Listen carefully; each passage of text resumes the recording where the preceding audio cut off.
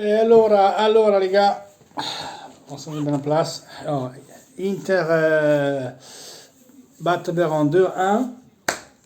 On a fait ce qu'on devait faire, un match encore très dur, très difficile, de la même allure, de la même.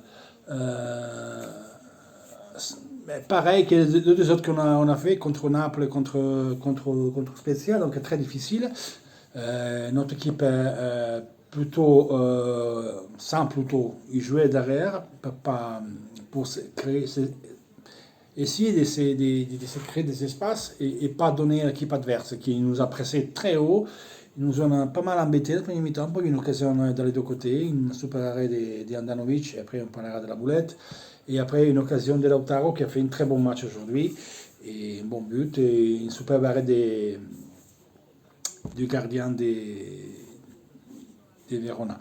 Euh, Après, avec la blessure des Salgado, qui alors, il fait des spéciales, mais c'est un joueur c'est un avant-centre, c'est un jeune qui est toujours qui contrôle l'Inter, qui est capable de venir chercher le ballon, de dialoguer avec les coéquipiers, faire remonter l'équipe, et essayer de faire ce boulot comme ça. Vérone est resté nous prendre haut et nous embêter de la possession des balles. Donc Zaccagni, qu'il a eu de la bière encore, il a démontré d'être un très très bon joueur et ils vont faire une très grande saison. C'est un joueur que l'Inter suit et Mancini aussi pour l'équipe d'Italie. Donc c'est un joueur très intéressant. Comme Lovato qui est rentré, même après, c'est notre très bon joueur à suivre. Je félicite Macagni, le défenseur qui marquait Lukaku, parce qu'il a limité. À la fin, on n'en pouvait plus, parce que Lukaku, c'est une bête. Lukaku, après, vous avez vu le premier mi-temps, Conte l'a félicité plusieurs fois dans le premier mi-temps, parce qu'il venait chercher la balle, il gardait la balle, il faisait une esponde, il essayait d'aider les coéquipiers, voilà, un peu comme Salgado, mais fait par Lukaku. Donc, les ballons, il a donné Lukaku, c'est fait voir, c'est important ce qu'il a fait.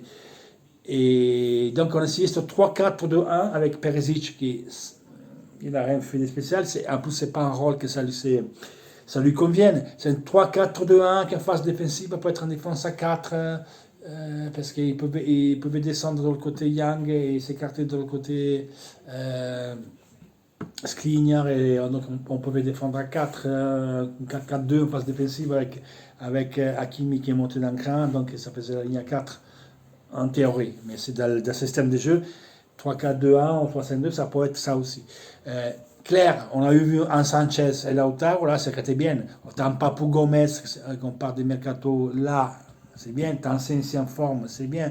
Moi, je disais qu'Eriksen pouvait jouer là. Bon, on ne mettait pas partir. Donc. Mais Perisic, c'est pas un rôle que ça lui adapte. Perisic, il a besoin d'avoir des espaces, d'aller de la course. On a vu Hakimi, la deuxième mi-temps, veut qu'il ait sorti Salgado, veut que Vérone a quand même dépensé beaucoup d'énergie. L'Inter, pour rapport à d'autres matchs, aujourd'hui, il est monté en puissance à la fin de ce mi-temps, avec aujourd'hui son 19 buts, je crois qu'on fait sur 35 marqués dans les dernières 30 minutes de jeu, et c'est pas pour hasard, l'Inter il sort toujours à la distance. Donc, vous dire que physiquement, on est bien, on est costaud. Nous, on est fatigué. Véron, on a été fatigué. Le quatrième match qu'ils font en 15 jours aussi. Donc, dimanche, mardi, mercredi et samedi. Voilà. Eux aussi, ils ont joué comme nous des matchs. Nous, on avait un cycle plus grand. Mais eux qui n'ont pas l'habitude, et elles ont payé. Elles ont payé. Pour ça, le fait qu'il y ait plus Salgado qui faisait un boulot d'avant-centre, et ils ont mis un gars à la place, Ilic, qui a marqué, mais qui n'est pas en avant-centre, ça a changé beaucoup de choses. Plus la fatigue, eux étaient fatigués plus que nous. Et donc on a pris terrain, on a vu Hakimi, qu'est-ce que ça peut être quand on l'utilise comme ça, quand il y a des espaces, quand les équipes sont fatiguées, mais quand on arrive à avoir ces espaces, après c'est dévastant. Vous avez vu que quand eux perdaient, ils ont dû se lever un peu plus haut, et ils ont fait la misère, c'est intenable, c'est intenable. Et 14 matchs de championnat, 13 on a fait, il y a 4 buts et 4 passes décisives. Et encore, on n'a pas vu le vrai Hakimi, les gars. On n'a pas vu le vrai Hakimi. En tout cas, on a vu qu'il y a une condition physique qui est extra, parce qu'à la fin, on était encore explosive. Et les autres, ils étaient morts. Donc, voilà ce qui peut être Hakimi, vraiment. Dans son système de jeu, l'Inter, quand il peut jouer comme ça, qu'ils doivent repartir, j'aimerais bien avoir un joueur à la Gervinho. Mais C'est vrai qu'après, on n'aura pas un qui peut remplacer Lukaku. On parle des Gervinho et des Papu Gomez. On verra. C'est ce qu'ils disaient les gens, parce que ça va changer tout le temps. Mais Gervinho, Papu Gomez, ça me gusta, une des deux. Parce que Gervinho, après, j'imagine, si on voit que tu gagnes 1-0, une équipe nous attaque et il est obligé à gagner, et tu as comme ça un terrain ouvert, imaginez Hakimi d'un côté et Gervinho de l'autre côté, ça va être catastrophique pour les autres. Ça serait très bien. Bon, maintenant, on verra. De toute façon, le mercato commence le 4 janvier, il y a longtemps. On va passer, on va voir ce soir c'est ce que ça va venir avec Milan. En tout cas, le nôtre, on l'a fait. La Juve, elle a perdu. On a un bon avantage sur la Juventus de 6 points minimum. Il y a le match à rejouer. Mais sur le match à rejouer qu'on a, c'est pas une belle histoire, ça. C'est une honte de la Fédération italienne de football, ça. Parce qu'il y a un protocole signé par le comité scientifique italien que toutes les équipes ils ont accepté. Je fais un autre exemple, l'Inter a joué derby et des matchs contre le Real au Shakhtar avec 7 positives, 6 positives. Atalanta a joué avec des positifs, Milan a joué avec des positifs, même la Juve a joué avec San Ronaldo et d'autres joueurs qui étaient positifs à la Covid. Genoa avait 11-12, Vérone, Bologne, tous, la Lazio, la Rome, tous, ils ont des positifs, ils ont joué.